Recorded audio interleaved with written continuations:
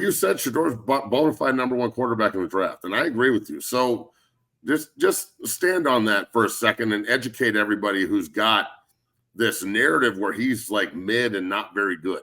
Ches, you know this more than anybody, having been in the NFL, played in the NFL. I personally never coached or played in the NFL, but I follow it, and my dad coached in it. And I completely understand the reality of the National Football League is that games come down to one possession and how it's going to be executed. You know, even you have rookie quarterbacks that are playing bad football, and it still comes down to one possession in most games. And it's going to come down to which quarterbacks can make the plays that are needed in those moments. The comfort behind wins, the Brady mode, as Shedeur calls it. There's nobody that I've seen in college football over the last 2 decades that I feel that there is an inevitability that he is going to find a way to matriculate the football down the field.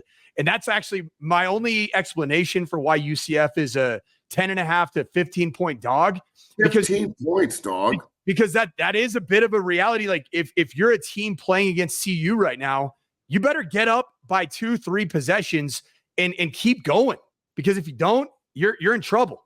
Because if it's a 1-possession game, hell, if it's a 2-possession game, that's how it was against Baylor, right? This was a 2-possession ball game in the fourth quarter. That you know what's going to happen. And Dave Aranda right now, the head coach at Baylor, has got to be kicking himself for not finding a way to put that game away earlier.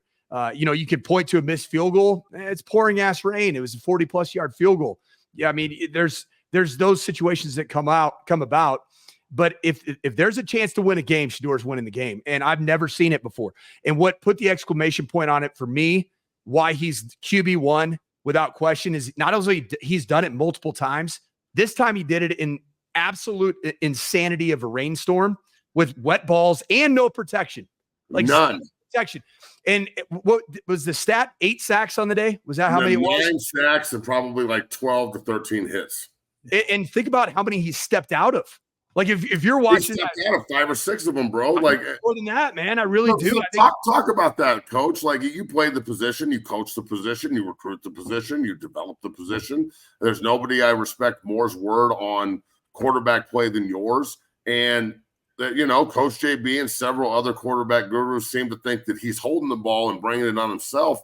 And I'm looking at a guy and I'm going, his pocket presence is insane. You can't get him on the ground.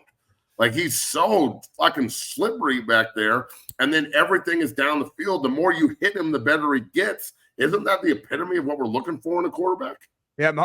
For me, when I've been evaluating quarterbacks the entirety of my career, and I got this from my quarterback coach in college, Chris Peterson, is the most important characteristic of a quarterback is toughness, period. Mental and physical toughness. And Shedeur has put a double check by that characteristic of the quarterback.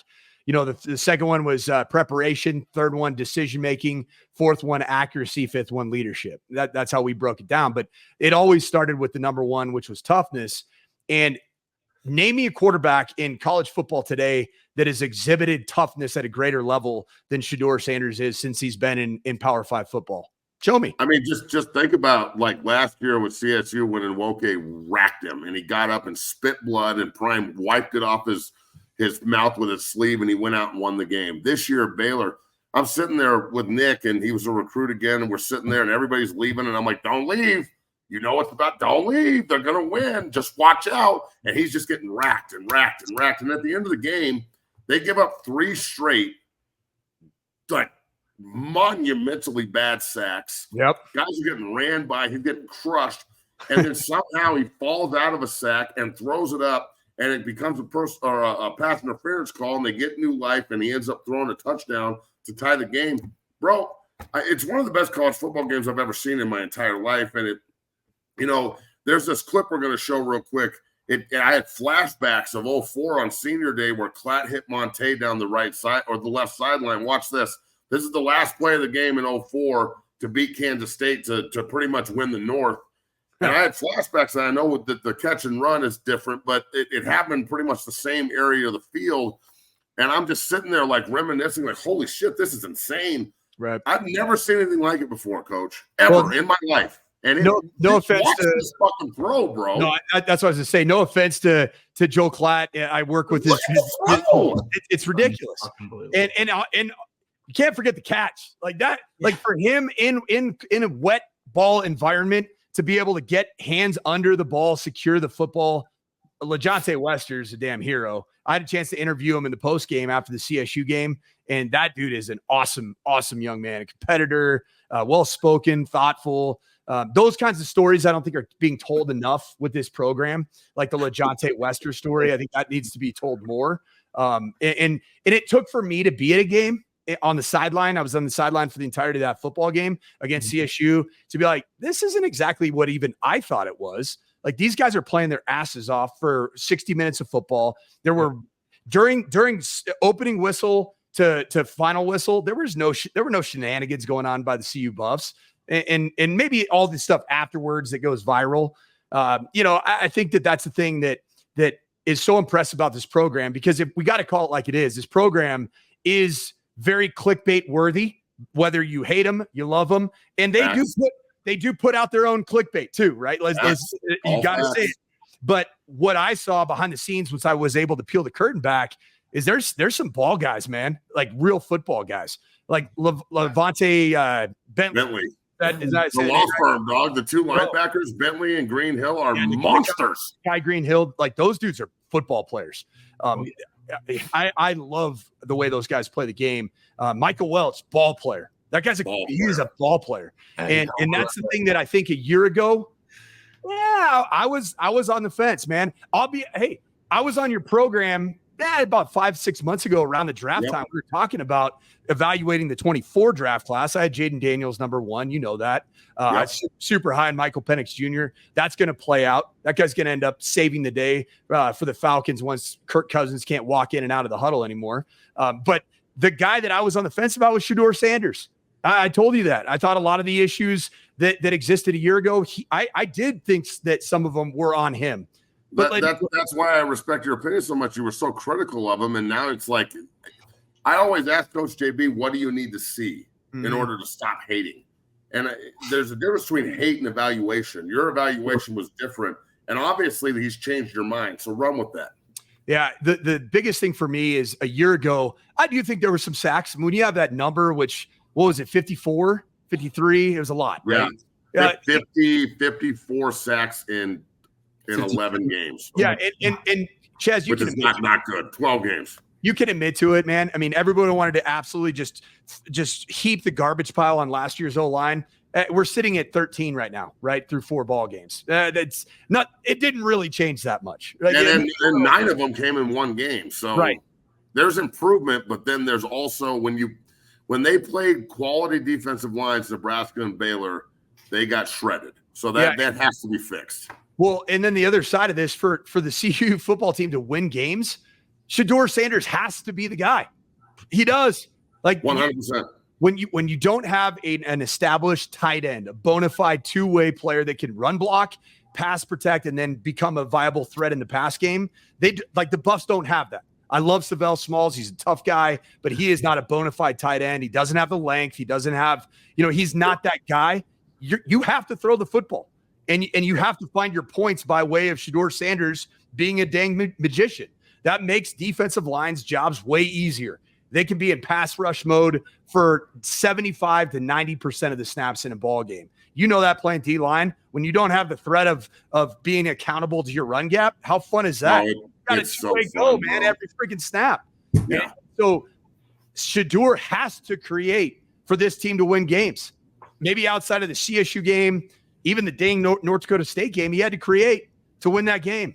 And certainly against Baylor, you got to create to win that game. But also, the modern NFL game isn't the system offense. It's not the game manager.